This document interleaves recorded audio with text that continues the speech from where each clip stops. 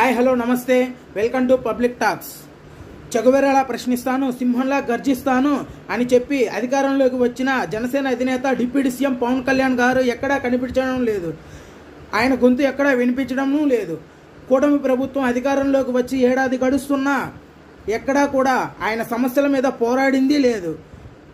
ఇది ఇలా ఉంటే నిన్న ఆయన ఒక స్టేట్మెంట్ ఇచ్చారు.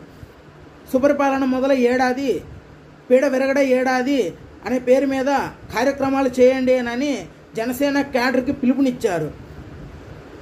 పీడ విరగడ ఏడాది అని జగన్మోహన్ రెడ్డిని పరోక్షంగా విమర్శించారు. ఓకే, సుపరిపాలన మొదల ఏడాది అని చెప్పారు. సుపరిపాలన అంటే ఏంటో అర్థమవుతుందా? సుపరిపాలన అంటే ఏంటో తెలుసునా డిప్యూటీ సీఎం పవన్ కళ్యాణ్ గారు? సుపరిపాలన అంటే నాణ్యమైన మద్యం అందించడం కాదు, నాణ్యమైన విద్యను అందించాలి. సుపరిపాలన అంటే ఆడవారి మీద, యువతుల మీద దాడులు జరగడం కాదు, దాడులను జరగకుండా చూడడం సుపరిపాలన.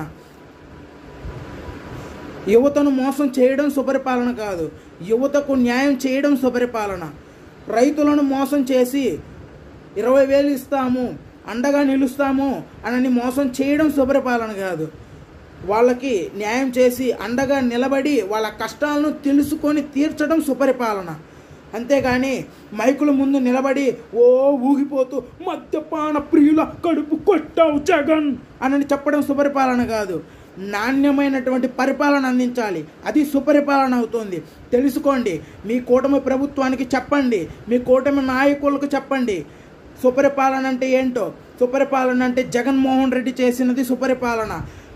పేద బడుగు బలహీన వర్గాలకు న్యాయం చేశాడు, అది గుర్తుంచుకోండి. లేదంటే రానున్న ఎన్నికల్లో ఘోర పరాజయం పాలవుతారు. జాగ్రత్త. జై హింద్.